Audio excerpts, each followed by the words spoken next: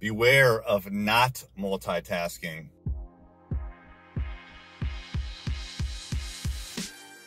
What's happening? It's Erik J. Olson, driving around on the weekend, even though you may be hearing this during the week itself. So I'm recording this in the car as I run some errands. And, you know, I talked about this on an Instagram Live after I got done with a run this morning. And I said I was going to record this episode, so I wanted to record it now before I kind of forget and move on to something else. But the topic was multitasking. And the reason that I wanted to talk about that is because there's a lot of people that say you should not multitask, that you should, just do one thing at a time and make sure it's perfect and take your time. And, in some instances, I think that makes a lot of sense. But in other instances, and maybe by default, I think it does not make sense. And what I mean by that is, there's a lot of opportunity to get stuff done. And if you don't multitask, then you're just doing things one after another, like you're either not going to get your stuff done or it's just going to take forever. And the reality is you're just going to push off stuff that you should be doing now until later. And so I think a lot of people use the whole I don't want to multitask as an excuse. It's an excuse for not getting stuff done.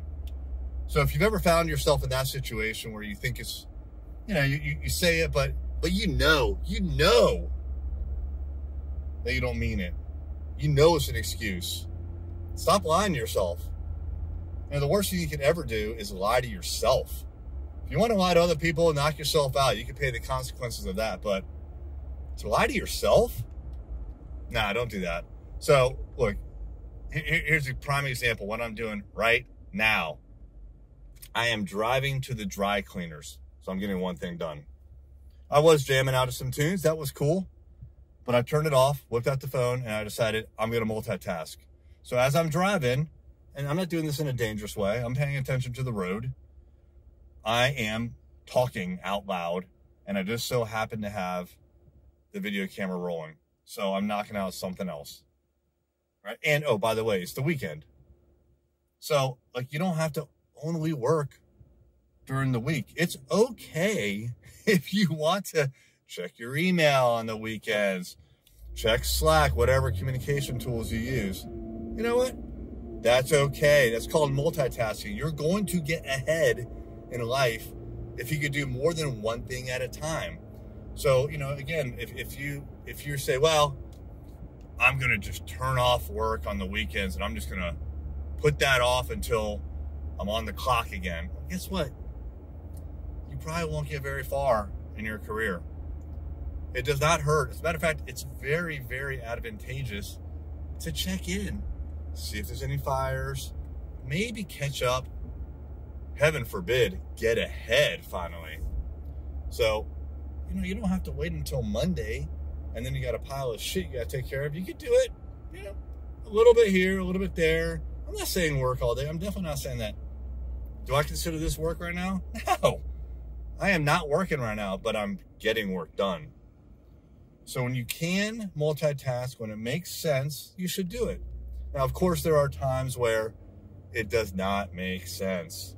If you need a lot of brain power, if you're doing some analysis, if you're crunching numbers, don't multitask. Pay attention to what you're doing. Do a good job. But if you're doing something else, running errands, shoot a podcast episode. If you're running, listen to an audiobook. When you're commuting, you could do either one of those things, right? Turn your car into a library. Learn how to get better as you are sitting in the car for 20 minutes, 30 minutes, 40 minutes, however long your commute is. Pick up a new skill. Learn something. Multitask, and you will learn and you will get ahead faster than if you use it as an excuse for not doing stuff. Hey there, it's Erik J. Olson. I wanted to let you know about my book, $1 Million Journey, How to Launch a 7-Figure Business. This is the story of what it took for me to go from freelancer with no clients, no employees, no revenue, to growing $1 million business. It took me 8 years and I made a lot of mistakes. And all of those mistakes, and more importantly, lessons learned, are in this book.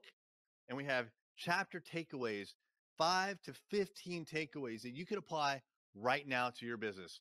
Check it out on Amazon, $1 Million Journey by me, Erik J. Olson.